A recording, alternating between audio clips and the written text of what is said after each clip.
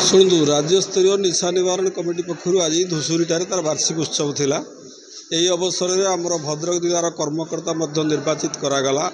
आमर दीप्ति नायक को सभापति, रतिकांत नायक संपादक भाव निर्वाचित कराइले। राज्य संयोजक भाव आमर जड़े ज्योतिषविद पंचानन मिश्र बर्तमान निर्वाचित करागला।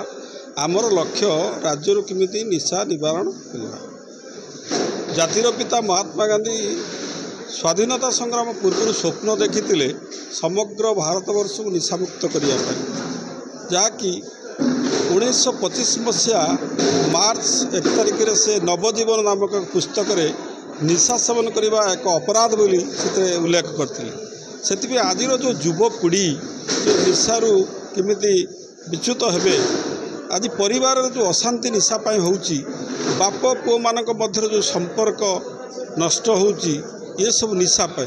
तेणु आमर लक्ष्य आमे ये जो खाली सभा समिति नुहे, जो प्रचार प्रसार जो लिफलेट प्रदान करी घरे घरे पहुँची निशारू दूरे रहा सब युवपीढ़ी की आम आह्वान देवु एवं प्रत्येक परिवार सचेतना करेबू। निशा कबल मुक्त रहिले आम केमिति समाज सुस्थ रहिबो, ये लक्ष्य होची ओडिशा राज्यस्तर निशा निवारण कमिटी।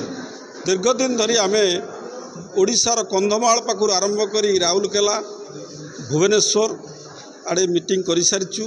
आगामी 12 तारिख में कोरापुट जिलार जयपुर ठारे मध्य राज्यस्तरीय निशा निवारण कमिटी पक्षर आलोचना चक्र सहित निशा निवारण मीटिंग पदक्षेप नहीं आमर ये राज्यस्तरीय निशा निवारण कमिटी।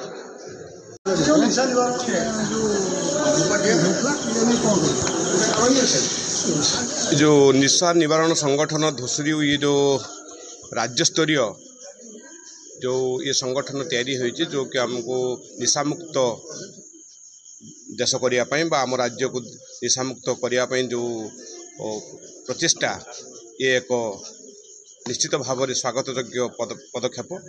तेणु ये अनुष्ठान को आम जदि बंचाई रखा हेले आम प्रथम समाज निजको निजे प्रथम आगे सजाड़िया हेब।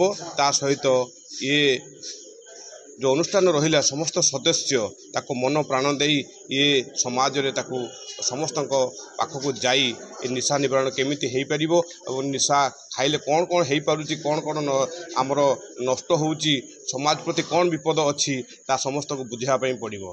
तेणुक ये जो आज जो निशामुक्त जो संगठन बा ये जो अनुष्ठान तैयारी होइची एवं आज जो सभा जहाँ होइची यह एक स्वागत योग्य पदक्षेप।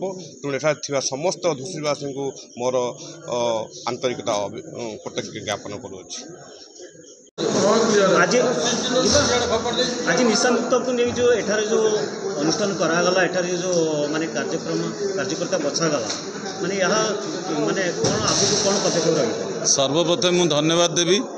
निशामुक्त ओडिशा आमर लक्ष्य यही आभिमुख्य नहीं आज भद्रक जिले में नूतन करी जो संगठन गठन करा जायछि, निशामुक्त ओडिशा